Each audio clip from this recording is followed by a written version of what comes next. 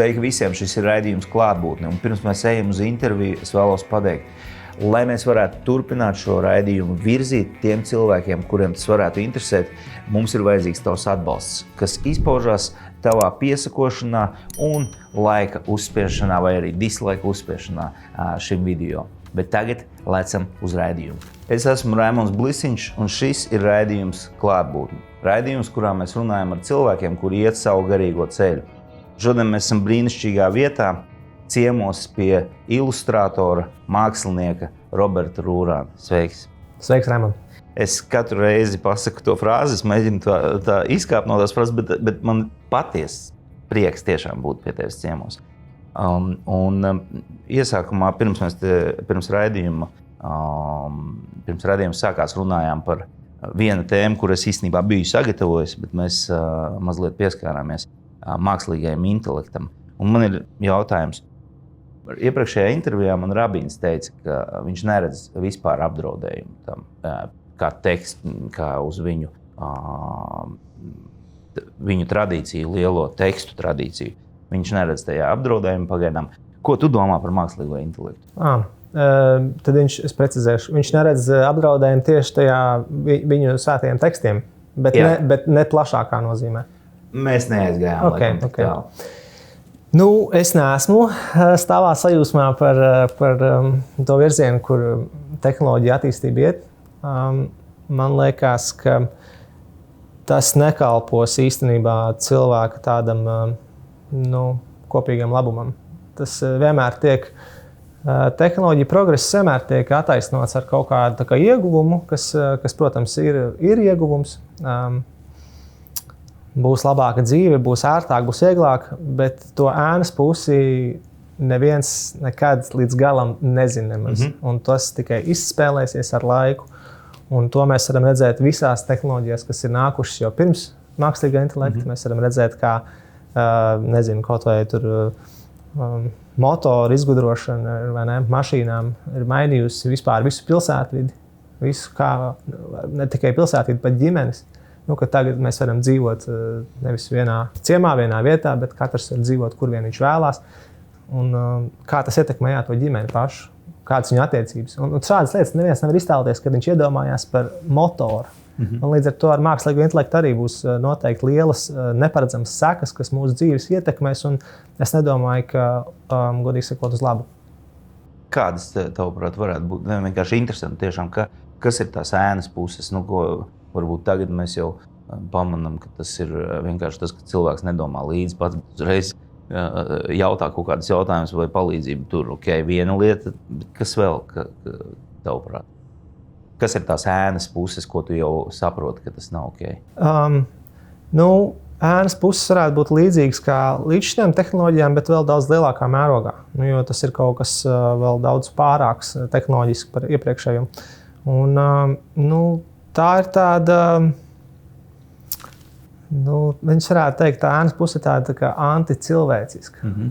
Mēs attālinamies ar tehnoloģiju palīdzību viens no otra un no savas cilvēciskās dabas. Jo es gribētu uzsvērt tieši to lielo bildi. Protams, mēs varam runāt par atsevišķām mazākām lietām, ja? Kā tu teici, domāšanas, tāda outsourcošana. Vai tur paļaušanās, tas arī tā domāšanas atsošana, paļaušanās vairāk uz to tehnoloģiju, sevis novājināšana, jo līdz ko tu noņem no tehnoloģiju, tu pēkšņi saproti, ka vairs nespēji, uzrakstīt stāstu, uzrakstīt e-pastu, radīt kaut ko, ja tu esi ļoti paļāvies uz šo tehnoloģiju. Un vēl neskaitāmas citas, kas ir tādas varbūt mazākas lietas, bet tā kopējā lielā lieta ir manuprāt, tiešām tāda atteikšanās no cilvēka dabas, kas ir kaut kas svēts un neaizskarams. Šī ir sadaļa, kas tev patīk visvairāk. Paldies mūsu atbalstītājiem. Virtuālais golfs, sīkāka informācija ir aprakstā. Golfs, kur tu vari uzspēlēt, pat ja tu nemāki spēlēt golfu. Kā arī, protams, ja tu esi profiņš, tu arī vari tur praktizēties un gatavoties šai jaunajai lieliskajai sezonai. Un pica, kura ir atvērusies jau arī Bulduros. Tā kā, ja tu esi Bulduros, tur tirgus un tur ir arī pica Pinz. Labākās itāļu picas. Un tagad aiziet uz raidījumu. Es jau tev pašā sākumā pirms sarunas teicu, ka es iespējams uzdošu kaut kādus jautājumus, kuri nav, kuri tev kā profiņam, viņi liksies vienkārši, bet iespējams, ka cilvēki, kuri skatās, kuri nav tēmā, viņiem tie varētu būt izzinoši. Tad es gribētu saprast, ko nozīmē mākslinieks, ko nozīmē ilustrators. Un kas tas ir, kad es tevi piesaku kā mākslinieku un ilustratoru? Kā to? Mūsdienās to atšķirību starp vienu un otru ir vien grūtāk pateikt, jo notiek vispār tādajā vizuālajā mākslā vispār tādu visu lauku saplūšanu vai pārklāšanās, kad ir, ja māksla, ja galerijā var būt mūsdienās jebkas, vai ne? Grūti vairs definēt, vai tā ir, kas tas vispār ir. Ja tā ir kaut kāda instalācija, vai tas ir video darbs, vai tā ir pat performance, nemaz nerunājot, ja tas ir kaut kas tradicionālāks kā glezna, tad mēs tā varam teikt, ka tā ir glezna. Bet arī gleznā var būt lietotas dažādi mēdīji, kas to absolūti, tas neierakstās tradicionālā glezniecībā. Nezinu, ja tur izmantot kaut kādi, netradicionālas tehnikas, kā panākt attēlu uz tā plaknes. Bet ilustrātora un mākslinieka atšķirība, manuprāt, ir tā vienkāršiem vārdiem, ilustrators ir mākslinieks ar uzdevumu. Uzdevumu no augšas, varētu teikt. Viņam dod viņa klients vai pasūtītājs uzdevumu, kas ir caur šo attēlu jāatrisina. Un atkal tas nav ļoti tāds melnbalts nodalījums, jo, protams, arī māksliniekiem ir pasūtījumi, un arī viņiem ir mēdz būt šāds uzdevums, bet mēs esam kaut kā paraduši uz ilustrāciju vairāk kā uz tādu komercionālo mākslu raudzīties, jo bieži vien ilustrācija palīdz pēc būtības pārdot kaut ko. Vai tas ir produkts, vai tas ir kaut kāds stāsts, vai tas ir kaut kāda sajūta par uzņēmumu, vai tas ir kaut kādas informācijas tāda izstāstīšana. Savukārt māksla, man liekas, vairāk uzdotos jautājumus. Vai ir kaut kas tāds kontemplatīvāks, ka māksla, es tā to saprotu, ka palīdz varbūt vairāk cilvēkam, aicina cilvēku tiekties uz ko augstāku, tāda laba māksla, tiekties uz ko augstāku, uz, radīt, saprast vairāk pasauli, kurā mēs atrodamies, kaut kā tā. Bet tad tu esi mākslinieks var saukties tad, ja viņš ir pabeidzis kaut kādu konkrētu izglītības iestādi, bet tad kas ir tas, kas nosaka, kur ir kritērija, kas ir mākslinieks? Mākslinieks vispār pēc būtības arī no to vārdu tulkojot, tā ir prasme. Ja? Tātad tas var būt, tāpēc arī mēs mēdzam arī citas jomas, kas nav saistītas ar vizuālo mākslu, saukt par mākslām. Kara māksla, piemēram, ja? Vai, tur alus taisīšanas māksla. Tātad tā pēc būtības ir prasme. Un šo prasmi jau palīdz noteikti akadēmiskā vidē apgūt, bet tas nav obligāts priekšnosacījums.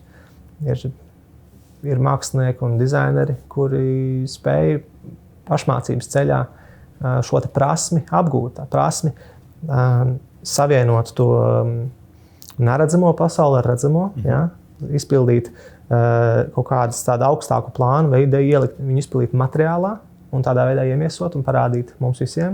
Un arī dodot kaut kādu lomu šim objektam, kas ir noderīga mums pasaulē, un tad mēs varam to saukt par mākslas darbu un mākslinieku, jo viņš ir spējis veiksmīgi to izdarīt.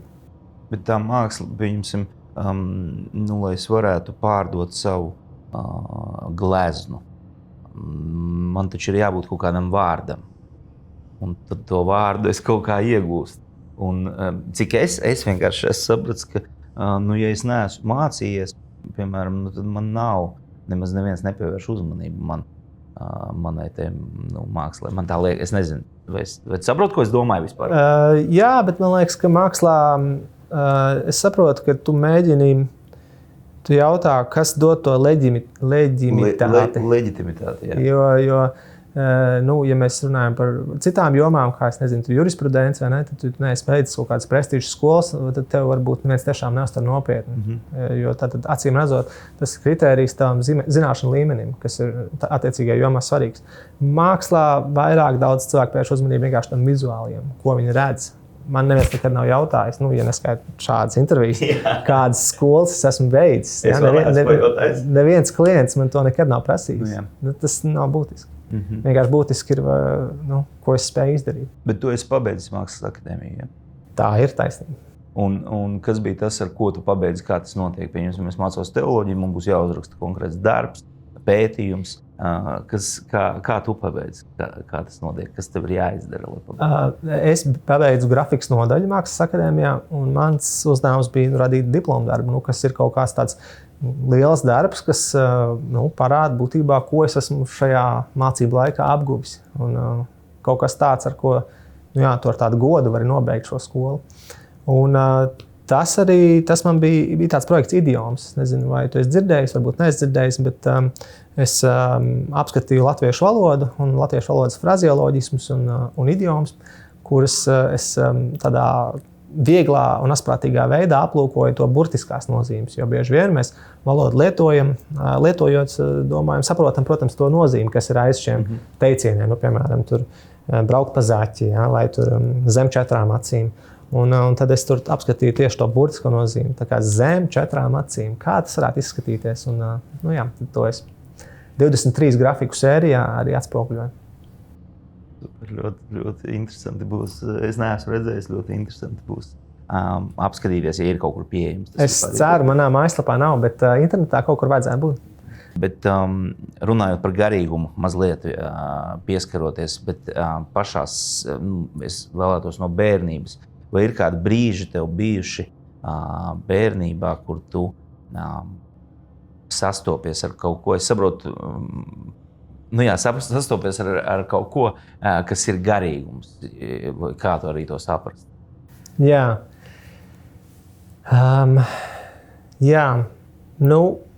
Es saprotu, mani vecāki nav sevišķi pārliecināti kristieši, vai tā īpaši ticīgi man vecāmiņi bija.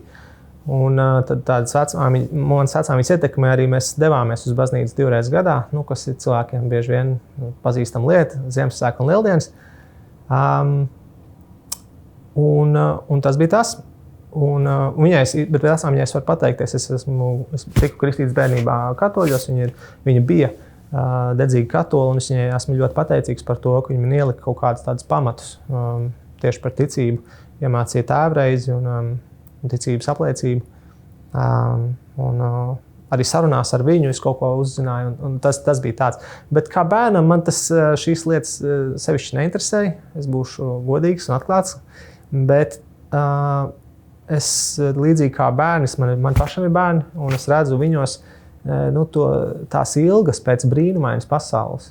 Un tas ir kaut kas tāds netveramāks. Tas varbūt nav tāda reliģiska pieredze, bet tas joprojām, manuprāt, ir kaut kāda, es nezinu, vai to var saukt par garīgumu, bet arī man tādas bija. Un īpaši lasot Apaļā galda bruņiniekus vai to pašu, ko es daudz jau minēju, Gredzama pavēlnieku, man radās pieredze, kā es esmu lasījis arī citiem, ir radās tāda sajūta faktiski par to, ka gribētos, lai pasaulē ir tāda piedzīvojumiem bagātāka, tāda brīnumaināka, tāda dabiskāka, tāda, tas, ko mēs tur varam redzēt. Un, man liekas, ka šī sajūta manī palika un ir palikusi joprojām. Un kaut kādā veidā ir ietekmējusi gan man visu dzīvi faktiski. Un kurā laikā tu no tā visa procesa sāki pieskāries mākslai, radīšanai? Un kā tas ceļš sākās? To es esmu visu dzīvi darījis, kopš bērndārs. Man ir paticis zīmēt, un tas iespējams bija tas kaut kāds mans veids, kā es arī varēju faktiski, dzīvot tajā pasaulē, fantāzija pasaulē, jo man nav obligāti tā, ka man tur tāds escapisms bija, tā kā bēgšana, bet bija kaut kāds tāds ilgas, un īstenībā lasot arī to pašu Klaivu Steipu Luisu vai Tolkienu, arī viņa ārpus Gredzama pavēlnieka kaut kādas pārdomas. Es redzu, ka viņiem ir bijis līdzīgi, ka arī ir kaut kādas tādas īpaši Klaivs Steips Luis ir lasījis, viņi ir absolūtie mītu pārzinātāji un visādi leģendu.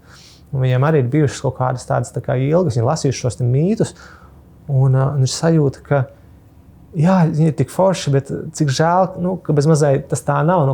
Tur ir liela patiesība, bet tas nav mūsu īsti pasaule. Un tad vēlāk, kurš no viņiem abiem tagad teica, Klaivs Steips Luiss, laikam, ka kristietība ir tas viens patiesais mīts.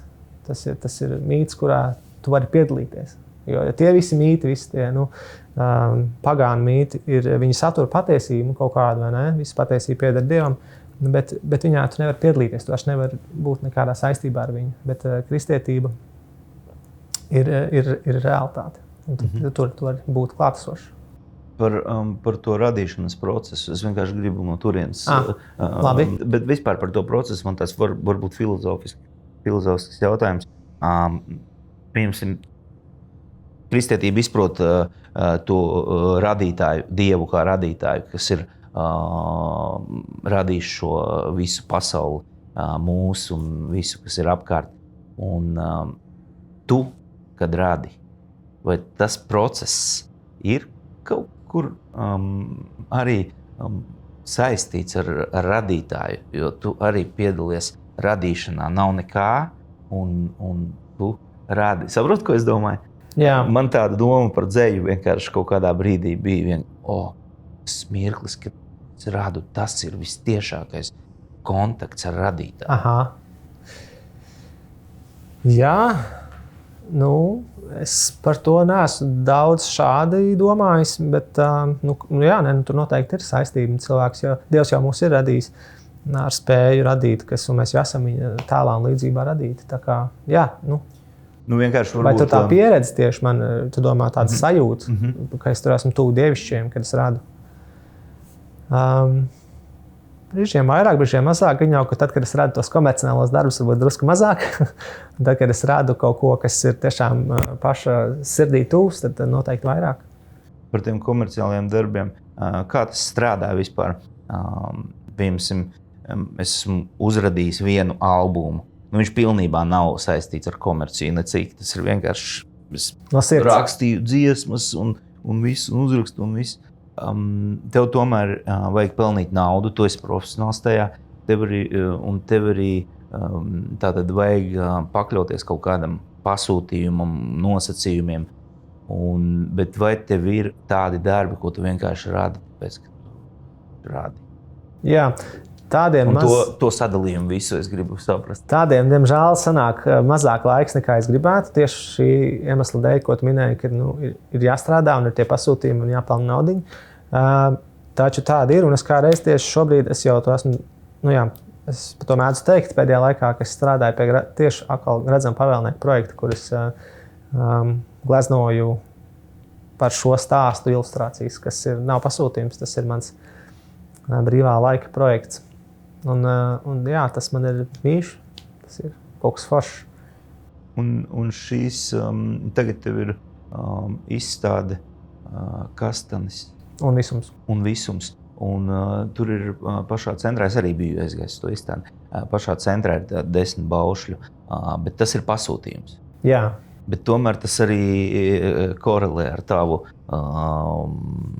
pasaules uztveri. Jā. Pastāsti par šo projektu. Tas ir īstenībā tāds unikāls pasūtījums savā ziņā, jo man tādi citi, ir vēl bijuši daži kristīgi pasūtījumi, bet šis tāds noteikti lielākais, kur Jānis Zuzāns, viņš nāca pie manis un teica, ka būtu forši uztaisīt kaut kādu tādu kristīgu darbu sēriju. Tad mēs domājam, kas tas varētu būt, un beigās nonācām pie tā, ka tie varētu būt 10 baušļi. Bet tālāk arī visu to radošo pusi viņš atstāja pilnīgi manā ziņā. Un viņš pat skices negribēja redzēt, pilnībā uzticējās un teica, ka, ko tu atnesīsi apmēram, tas arī būs labi. Tā kā varētu teikt, perfekts klients. Tā parasti nav. Un tad tāpa šī sērija ar 10 baušļiem. Kas ir interesanti, ka daudziem kristīgiem motīviem un stāstiem mēs varam redzēt daudz dažādus piemērus, kā mākslinieki to ir izcinājuši pagātnē. Ja mēs domājam īpaši krustā sišana vai augšām celšanās vai dievmātei tā pasludināšana, kad Kristus taps grūti. Tas viss ir ļoti daudz redzēts jau dažādos mākslinieku darbos. Bet tieši 10 baušļi viņiem faktiski nav nekāda tāda vizuāla interpretācija, cik man izdevies. Es paskatījos, papētīju, neatradu nekādus tādus slavenus darbus. Mums zināms, ka šeit ir attēlots, nezinu, tur 1 vai 10 baušļi. Un līdz ar to man likās tāda arī forša vieta, ko vizuāli papētīt. Jo es jau tā balstos daudz uz tiem kā saka, vecmeistaru pleciem, radot savu mākslu, bet te man bija iespēja drusku vairāk no sevis ielikt, tā interpretēt, pastīties, kā vizuāli attēlot šo te, būtībā abstrakto domu, kas ir kurš no šiem 10 baušļiem. Kāda ir, pieņemsim tā, atšķirība starp tām gleznām, kuras ir, un starp taviem darbiem? Viņi bija, kāda ir tā atšķirība, kā viņi ir krāsoti savādāk, vai kā, ja es pareizi to terminoloģiju vispār izmantoju, es nezinu. Tu domā, kā atšķirība starp, tu man salīdzināt šobrīd ar citiem māksliniekiem? Jā, ar mākslas starp šiem mākslas darbiem, kādā tas ir stilā, žanrā, vai starp tiem, kas ir, pieņemsim, tās vecās senās viduslaiku, tur lielās gleznas, kur arī attēlot tur Pāvils tur vai Dāvids, tur kaut kādas tādas. Jā. Kāda ir atšķirība? Vispār tie ir pilnīgi citi žanri? Labs jautājums. Vienmēr jau zivī ir grūti saprast, ka viņi peld ūdenī, vai ne? Viņi nesaprot, jo viņi nevar pastīties uz sevi no attāluma. Parasti jau, man liekas, tos žanrus, ja es nekļūdos, pēc tam vēlāk cilvēki klasificē un pasaka, jā, kur mēs redzam no vēstures, viņš strādāja tad, un tad tas virziens pārtap par to, bet kamēr tu esi tajā, tu tikmēr, es pieļauju, ka kāda cita mākslas kritiķi varēs man klasificēt kaut kā un teikt, kur viņam ir ietekmes šādas, līdz ar to mēs viņu varam kategorizēt šādi. Pats es teiktu, ka atšķirība ir, atšķirība noteikti ir. Ja noliks manu darbu blakus vecmeistaru darbiem, uzreiz varēs pateikt, kurš ir radīts mūsdienās un kurš ir radīts tad, pat ja viņi runās par vienu tematu. Neizbēgami ir kaut kādas mūsu laika, es esmu mūsu laiku cilvēks un arī, protams, mūsu laika ietekmes, kas ir gan domāšanā, gan arī vizuāli noteikti, kas ir kaut kāds tāds grafiskā dizaina vai man īstenībā arī ir ielu mākslas pagātne. Un arī no turienes dažas ietekmes un viss kaut kāds. Ielu mākslas pagātne, kā to saprast, tas ir grafitī? Jā. To drīkst teikt vispār? Ielu māksla. Es burtus un tos parakstus tēgus tā saucamos netaisīju nekad, bet man patika attēls vienmēr. Un tad vienkārši man likās aizraujoši arī, ja tā attēla mēdīs var būt siena. Un tu esi, principā, Rīgā varētu iet un kaut kur ieraudzīt tavu. Pat laimi gandrīz vairs nekur, bet drusciņi šur, ja ļoti pameklē, kādu var atrast. Wow, tas gan ir labs. Tas ir labs. Es gribu par tavu backgroundu, garīgumu, nezinu, kristietības backgroundu un par tad to lielo notikumu, ko es uztveru kā lielu mindseta maiņu par to, ka tu pārgāji pareizticībā. Bet pirms tu biji pareizticībā, tu biji sākumā katolis, bērnībā. Tas ir vecās mātes ietekmē, un tad tu biji vai nebija aktīvs tajā, un tad tu nonāci, teiksim, vēl kādā virzienā kristīgā. Un kā tas notika? Varbūt tu vari šo biogrāfiski tā. Jā, bērnībā es nebiju aktīvs katolis, es biju, varētu teikt, nomināls katolis, ka es tur skaitījos piederīgs, bet tā nebija tāda paša saprašana un vēlme. Tik daudz vienīgi, cik es tur, biju kristīts un piederīgs. Bet tad vēlāk, patiesībā sakot, ap 21 gads man laikam bija, kad es iepazinos ar savu topošo, sanāk esošo sievu. Un viņa bija ticīga sieviete, joprojām ir. Un viņa teica, ka mēs iepazināmies, viņa teica, ka, ja mēs draudzēsimies un tiksimies un būsim kopā, tad viņa ir ticīga, viņai ir svarīgi, ka es to lietu uztveru nopietni. Ka tas arī man kļūst kaut kas svarīgs. Es pieļauju ar tādu slēptu domu, gan jau, ka vēlams, lai es arī kļūtu ticīgs. Un man arī ir ļoti labs draugs, Aigars Mamis. Un mēs tajā laikā, kad es satiku savu sievas, arī ar viņu bija tādā pastiprinātā kontaktā. Es varētu teikt, viņu pazinu drusciņu jau agrāk, bet tajā laikā mēs strādājām vienā vietā, un tad viņu sanāca vairāk pavadīt laika.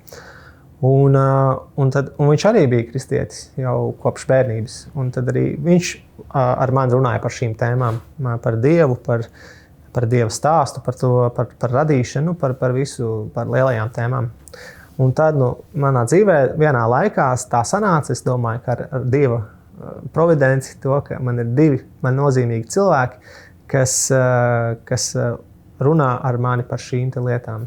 Un mēs tad toreiz arī Aigars ar savu draugu vienu taisīja tādu iniciatīvu, kas bija Dieva stāsts. Un tas ir kaut kas līdzīgs, kā es saprotu, Luterāņu baznīcā ir alfas kurs. Un tad viņi tā kā vienkārši, bet tādi paši no sevis vienkārši mājās paaicināja savus draugus. Bija sataisījuši tur tādu materiālu, kas 10 reizēs izgāja cauri būtībā visai Bībelei. Protams, ļoti, ļoti lielos vilcienos, cik 10 reizēs tu var iziet. Un tad tur bija gan tur kaut kāds tas materiāls, gan arī jautājumi. Un tad tādā brīvā diskusiju formātā tad varēja par šīm lietām visi tādā grupā parunāties. Un tad pēc tā Dieva stāsta, jo pirms tam, protams, bija, kā es jau minēju, šīs sarunas, un pēc tā Dieva stāsta bija, tad bija tā sajūta, bet tad, ko darām tālāk, kā dzīvot tālāk. Un tad likās, ka šis tiešām ir patiesi, šis laikam ir īsts, un tad jau jākļūst par kristieti. Bet man nebija nekādas vairāk zināšanas par kristietību, par tās tradīcijām.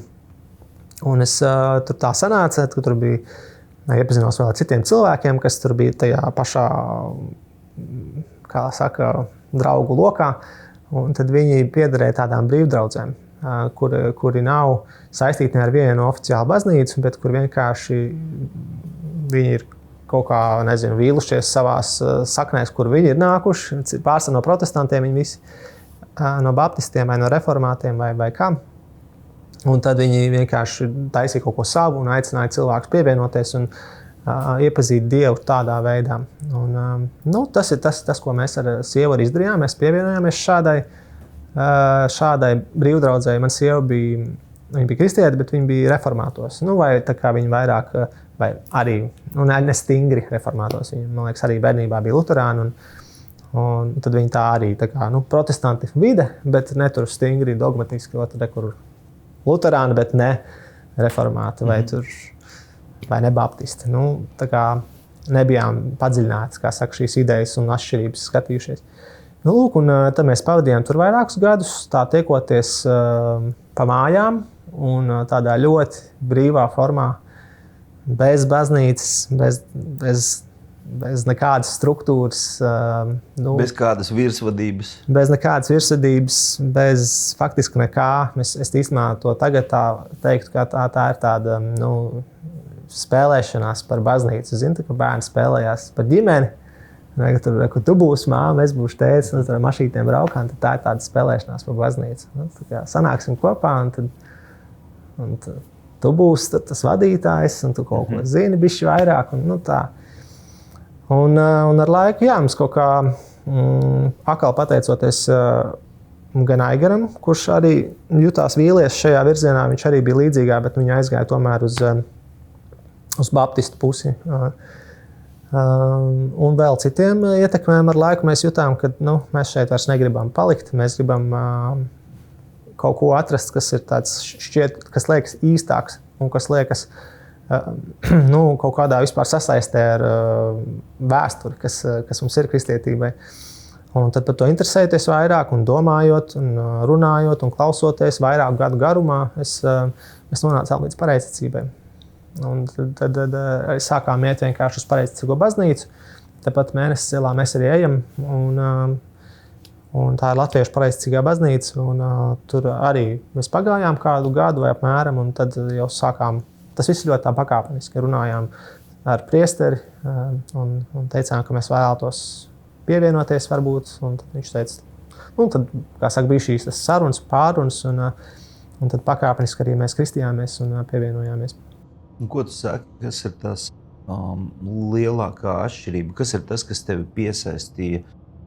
Jo es saprotu, tur ir, es negribu to teikt savas domas, bet kas ir tas lielākā, kas tev tā ir piesaistīts? Jā. Es laikam teiktu, ka īstenībā tas pat ir skaistums, ja godīgi. Protams, arī tā dziļāka, tāda patiesība un vēsture, kas ir pareizticībai, bet arī skaistums. Kad tu ieeji baznīcā, tu redzi ikonas, tu jūti vīraku, tu redzi šīs tradīcijas un rituālus. Baznīca pēc būtības ir tāda maza paradīze šeit uz zemes. Viņa ir gan tā arhitektoniski būvēta, gan arī visi tie rituāli uz to tā kā vedina domāt un simbolizē debesis. Un līdz ar to, ieejot baznīcā, tu nonāc tajā pasaulē, par ko es jau runāju iepriekš, kur es kā bērns kur tu esi tādā kā brīnumainā drusciņā, citā pasaulē, kas nav tikai pelēka, kas nav tikai tāda rutīniska vai kas nav tikai materiālistiska, bet ka te ir kaut kas dziļāk, kaut kas vairāk.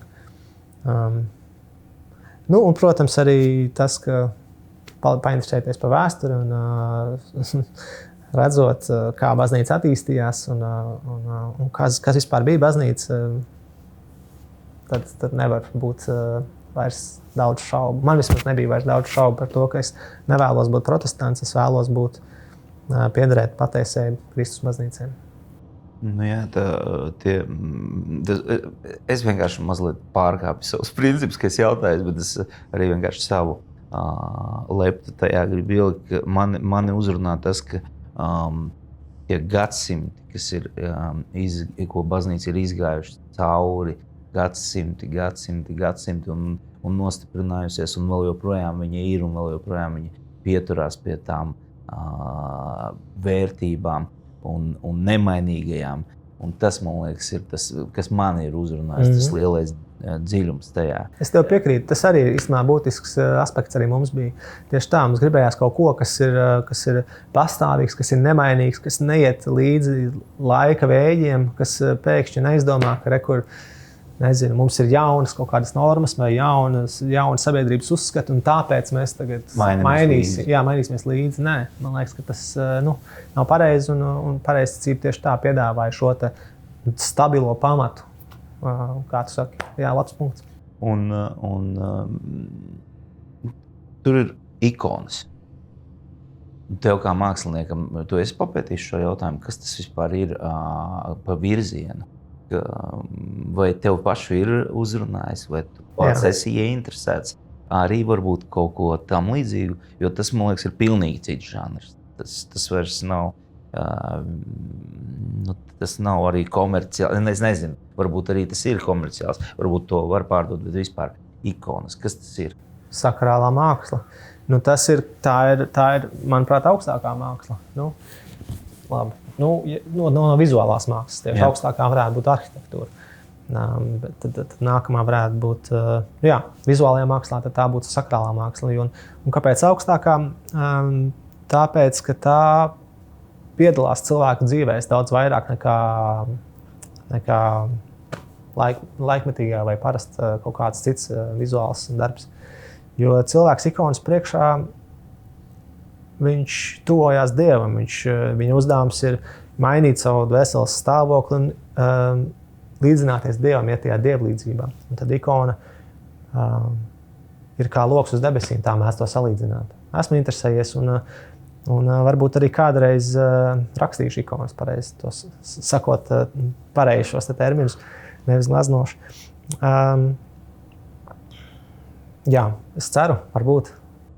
Kas ir jāizdara priekš tam, lai rakstītu ikonas? Es domāju, izglītības jomā. Ir tehniski jāapgūst dažādas lietas, kas ir atšķirīgas no tādas liecniecības, ar kādu nodarbojos šobrīd es. Tās ir vienkārši tehnika cita, un tur tāda noteikuma. Bet arī jādabūna ir bīskapa svētība. Tur tā nevar vienkārši izdomāt. Nevar, es tagad rakstīšu ikonu. Jā, jo ikonas, kā jau es teicu, tas ir kaut kas, arī kā tu pats teici, tas ir kaut kas cits. Jo īstenībā jau tā ikonogrāfa, tāds prāta stāvoklis faktiski ir lūkšanās iemērkts vai, es nezinu, pilns ar to, jo tieši tā viņš domā gan par to patiesību Dievu, ko viņš attēlo, un viņš vēlās arī to darīt tādā skaidrā prātā, varētu teikt, ideāli vispār vēl gavējot, vai ne, ka tu esi pilnīgi modrs pār savām kaislībām, par savu prātu un ķermeni un radi kaut ko, kas ir Dieva godam un cilvēku lietošanā pēc tam. Kādi ir tie principi, kuri radikāli atšķirās no vienkāršas gleznas vai ilustrācijas un ikona? Kas ir tas principiāli atšķirīgais? Principiāli noteikti būtu pirmais, kas nāk prātā, ka ikonā ir ļoti tāds stingrs kanons par to, ka gan ko un kā attēlot. Gan tehniski, kādiem jābūt materiāliem, tehnikai un visam tam, bet arī, protams, konceptuāli, kas un kā tiek attēlots. Es ar to nedomāju, ka nav nekāda brīvība, jo arī ikonas ir atšķirīgas, un arī tur var radoši izpausties. Bet, protams, bet tur tas rāmis ir daudz mazāks nekā, protams, tad, ja es gleznoju pats priekam vai klientam, tad tur nav man šāda rāmi. Tā ir tāda, man liekas, pirmā atšķirība, kas nāk prātā. Vai tās ikonas, mazās ikoniņas, kuras var nopirkt baznīcā, tās nav gleznotas? Nav, diemžēl nav. Viņas ir drukātas. Viņām tur mēdz būt tāda, ir dažādas arī tās drukas tehnikas, kā ikonas drukām. Tādā veiksmīgākā drukas tehnikā man dažas ir tādas, kur tu īsti nevar pateikt, ka viņi ir drukāti. To nevar tā pateikt. Vienīgi tu to zini pēc tās cenas, ka gleznot ikonu tik lēta nevar būt. Tas ir vienīgais. Bet ir arī tādas mazāk kvalitatīvas ikonas, ko tu skaidrs redzi pēc tā materialitātes, ka jā, šī ir vienkārši drukāta ikona. Bet pieņemsim, vai ir iespēja kaut kur iegādāties arī tādas maziņas, bet rakstītas? Jā, ir iespēja. Man arī ir vairākas Evijas Rudzītes ikonas. Un ir arī citi ikonogrāfi Latvijā. Es domāju, neviens vien, no kuriem var. Forši, jā, jo tā tradīcija, viņa vēl ir dzīva. Šeit jau, man liekas, ka padomju laikos tas noteikti tika ļoti apspiests. Un man liekas, ka padomju vara centās to izskaust un izspiest. Bet tomēr vēl ir saglabājusies tradīcija un mums ir. Tagad no šīm garīgajām pārlasot uz mūsu pasaulīgajām vienkāršajām lietām. Man tikai tavas domas interesē par šo tēmu. Tā kā tu tomēr esi ilustrators, bet tas nav tas nav tieši ilustrācija. Man interesē tavas domas par animācijas filmu Straume. Ja tu vari kaut kā nokomentēt šo, kas ir tas, tu esi redzējis? Es esmu redzējis, jā. Kas ir tas fenomens un kas ir tas, ko tu vienkārši, personīgais tavs viedoklis, nevis kaut kāds profesionāli, vienkārši personīgais, ko tu par to saki? Man ir noteikti patiesas prieks par Gintu un viņa komandu, ka viņam ir izdevies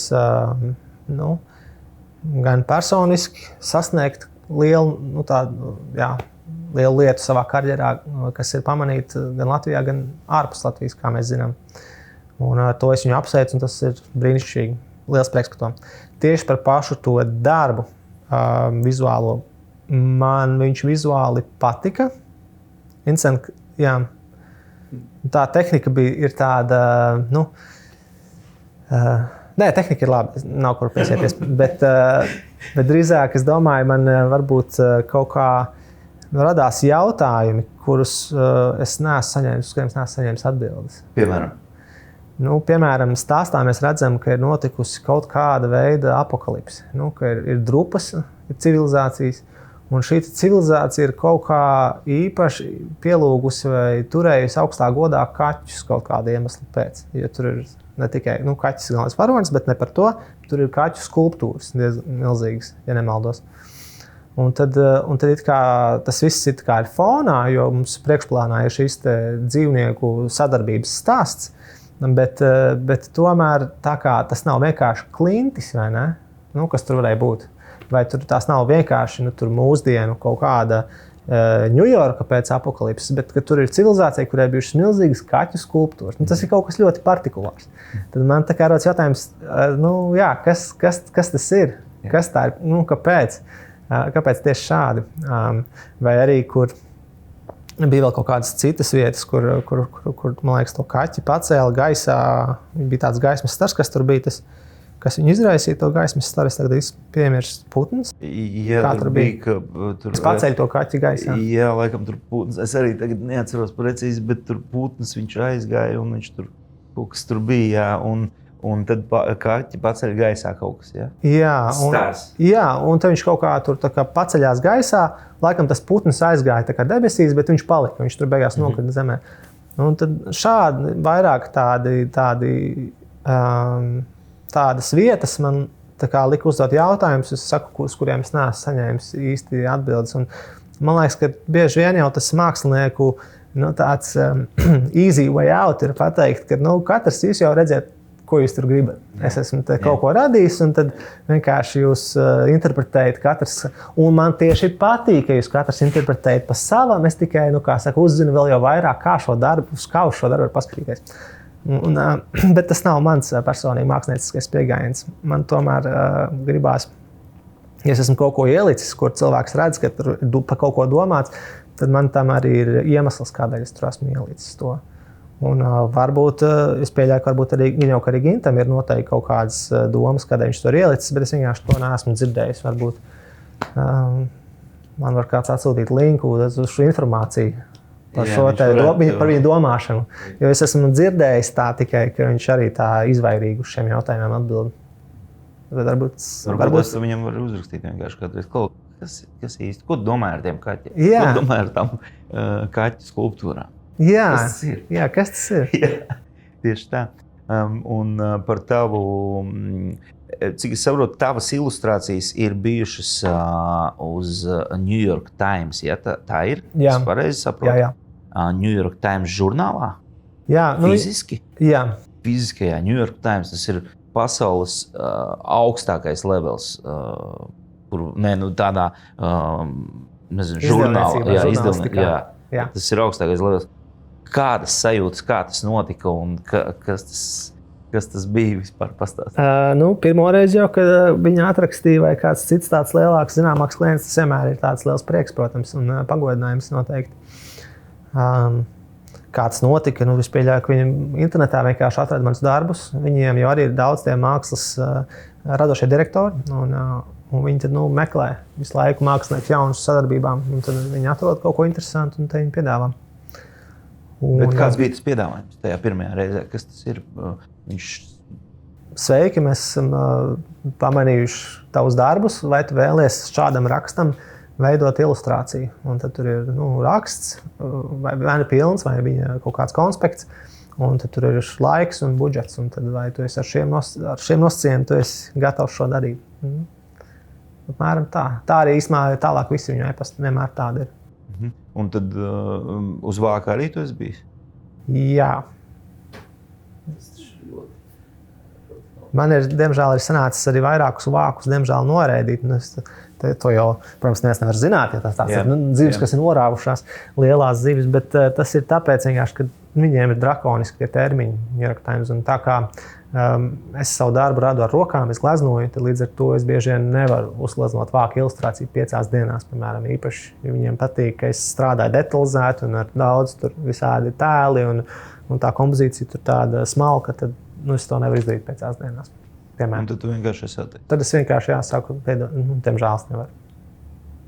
Labi, un kas ir tas, kas tev, ko tu paturi sev tā kā no tā, es nezinu, ko tu iegūsi?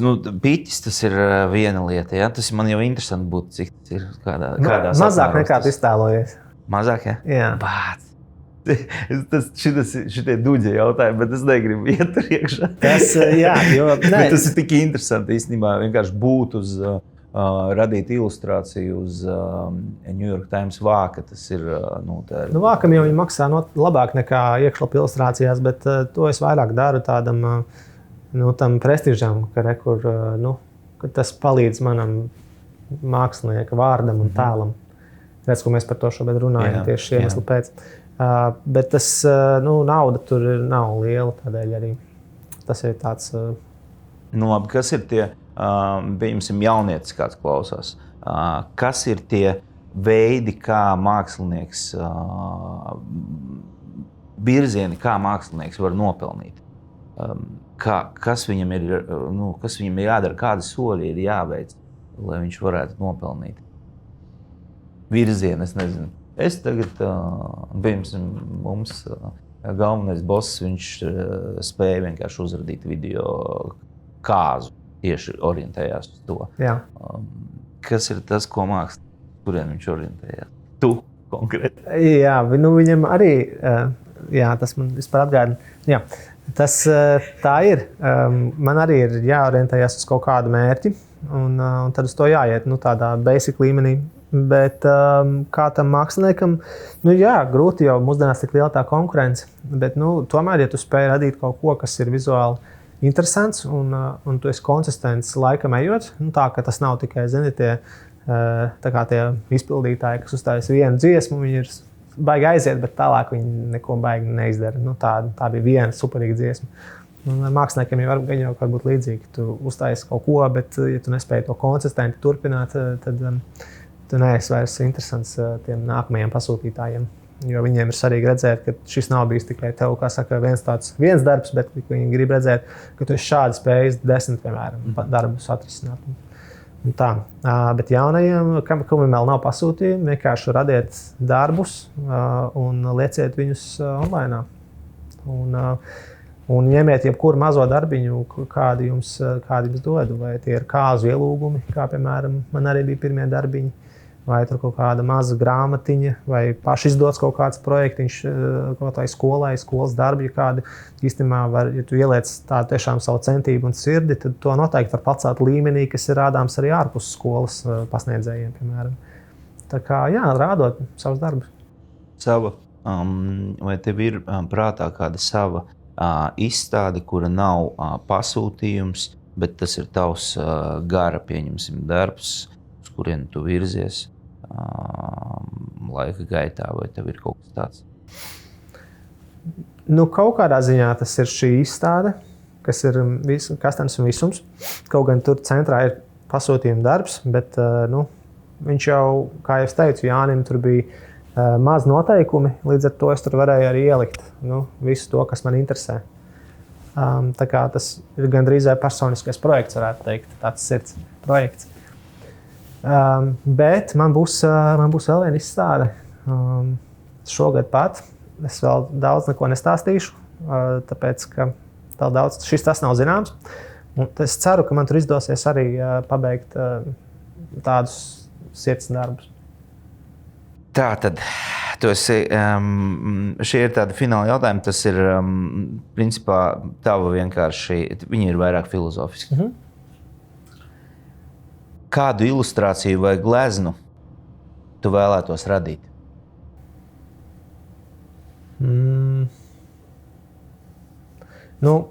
Es jau strādāju pie vienas, kuras vēlos radīt, kas ir mana pašiniciatīva, un tas atkal ir šis Gredzena pavēlnieku projekts, kuras cenšos attēlot ne tikai tos notikumus, vienkārši kas notika, jo tādas ilustrācijas jau ir un ļoti skaistas turklāt.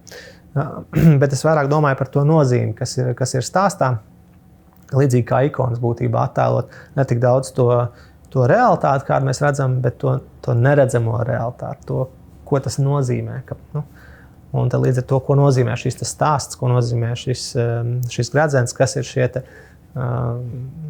divi ceļi, ko piedāvā Gredzena pavēlnieks. Viens ir tas varas, vai ne? Viens ir atkal tur ir tas ķēniņš, kas atgriežas Aragorns, un kādu ceļu viņš it kā arī iegūst varu beigās, bet pilnīgi citādāk, kā to meklē Saurons. Un tā apskatīt tādas dziļākas tēmas caur šo darbu. Tātad tas ir darbs, ko es vēlos radīt, un es ceru, ka man ir izdosies beidzot pabeigt, jo es viņu ilgi jau tāju un domāju par viņu. Un noteikti man vēl interesētu vēl citi kristīgie motīvi un sižeti. Man ir kaut kādas idejas, ko es vēl vēlētos arī līdzīgi kā Desmit Baučs, es uzgleznoju, gleznot vēl kaut ko tam līdzīgi. Mākslinieks, kura darba cilvēkam obligāti ir jāiepazīst vai jāpēta.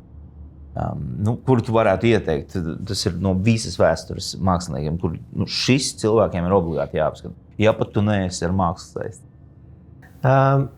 Man personīgi labāk patīk viduslaika māksla, un tur bieži vien tur pārsvarā tas autors nav nosakāms. Jo vienkārši autorība kā tāda ienāca faktiski ar renesanses laiku, kad mākslinieki sāka sevi saredzēt kā šīs lielās personības, un tad viņi vēlējās arī uzlikt savu parakstu. Zinām to slaveno stāstu par Michelangelo vai ne, un Pietu to skulptūru. Zini? Kāds ir tas stāsts? Ka viņš ir radījis to skulptūru, kas ir ļoti slavena, saucās, varbūt nepareizi viņu izrunāju, bet Pietā. Un tur ir dievmāte attēlot, kas tur klēpī no krusta noņem to Kristu. Un ļoti skaista skulptūra. Viņa ir dzīva, gan arī marmorā attēlots, bet viss tur tik gan skaisti, gan realistiski, gan tādu sajūtu, vai ne, ka šis ir pa īstam. Un tad viņš bija izlikts pilsētas centrā, baidos samot, kuras pilsētas minēšu, ka es neteikšu Florenci, bet kaut kur kādā no šīm pilsētām. Un tad kāds bija nācis, un tā leģenda vēsta, ka kāds bija nācis un savam draugam tur prasījis, fantastiski, šīs skulptūra jums šeit ir, kas ir šo taisījis? Un tad tas otrs viņa draugs, un to Michelangelo noklausījies, viņš tur bija gājis garām, un tas otrs atbildējis, tas ir bijis cits mākslinieks, un es tagad aizmirstu to citu mākslinieku vārdu, bet katrā ziņā ne Michelangelo. Yeah. Un tad viņš ir tā kā, ko? Tas ir viņa kaut kāds konkurents, bija savu laika biedrs. Tā kā tas nevar būt, un man ir jāiet, un viņš aizskrējis un naktī paņēmis, un tad savu vārdu iekalis. Un tagad tur ir, ja nemaldos, diemātei tur tāda uz apģērba, vai tur siksna vai kas, un tur ir rakstīts Michelangelo. Skaidrs, visiem vairs nebūs jautājumu, kurš ir autors šim darbam. Tā kā es biju arī nesen tajā pašā Florencē, un man tur gan Uffizi galerijā pārsvarā ir pārstāvēts, viņš ir ar renesanses mākslu, un tur atkal ir tie autori. No tiem es varu ieteikt Van Eycku. Tas gan nav itāļu renesanses mākslinieks, bet man viņš absolūti patīk. Izcils meistars, un viņš ir flāmu renesanses pārstāvis glezniecībā. Bet viņa gleznas man ārkārtīgi ļoti patīk. Es varu ieteikt visiem papētīt un paskatīties. Bet kopumā, kā jau es teicu, man interesē vairāk tā viduslaika māksla, ka tie autori varbūt nav zināmi, bet vienkārši tas veids, kā viņi vizuāli izteicās, man ir sirdī tuvāks. Kas tavuprāt ir laime? Kas ir laime?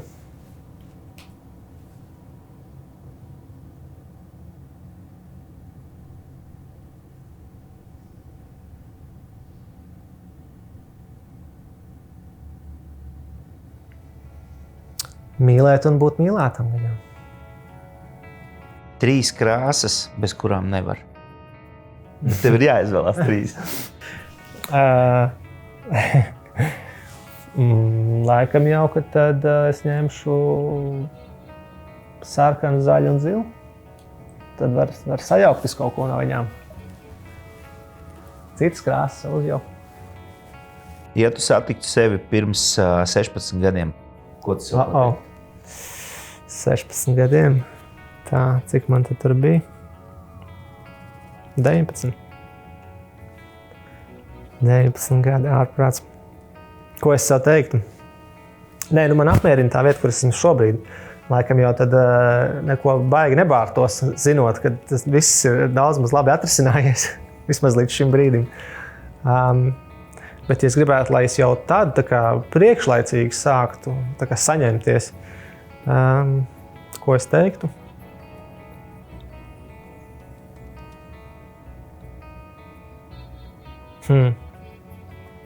Es varbūt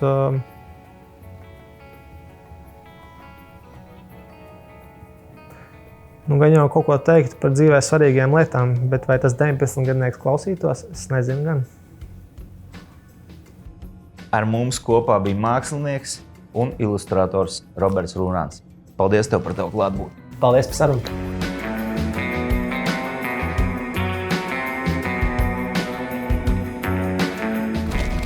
Paldies, ka tu skatījies šo raidījumu. Neaizmirsti uzspiest visas tās pogas, kuras bīda šo saturu tālāk. Un paldies tev par tavu klātbūtni, uzticību un turpinam ceļu. Tiekamies nākamajos raidījumos.